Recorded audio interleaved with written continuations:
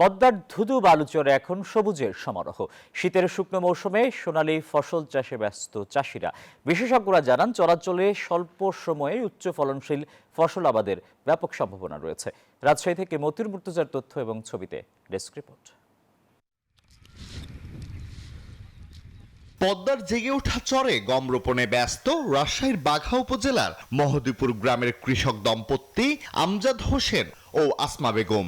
তারা জানান, পলিপড়া চরের উর্বর জমিতে প্রতি বিঘায় ২০ থেকে ২২ মণ গম উৎপাদন হয়। গম, মটর, জব এটা হয়।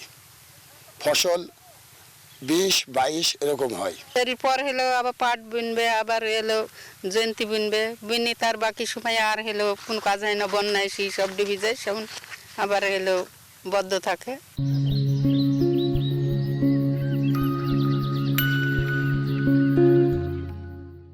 চরাঞ্চলের অন্যান্য কৃষকরাও গম, পেঁয়াজ, রসুন সহ বিভিন্ন ফসল পরিচর্যায় ব্যস্ত।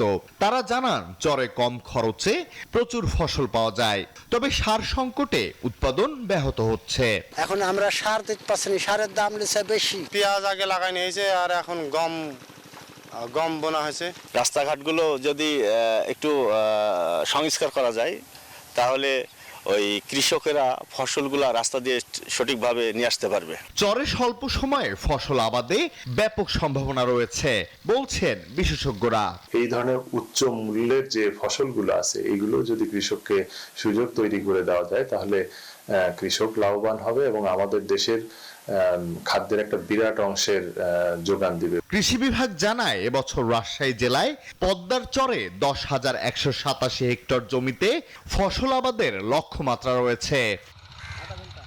Desk report, news 24।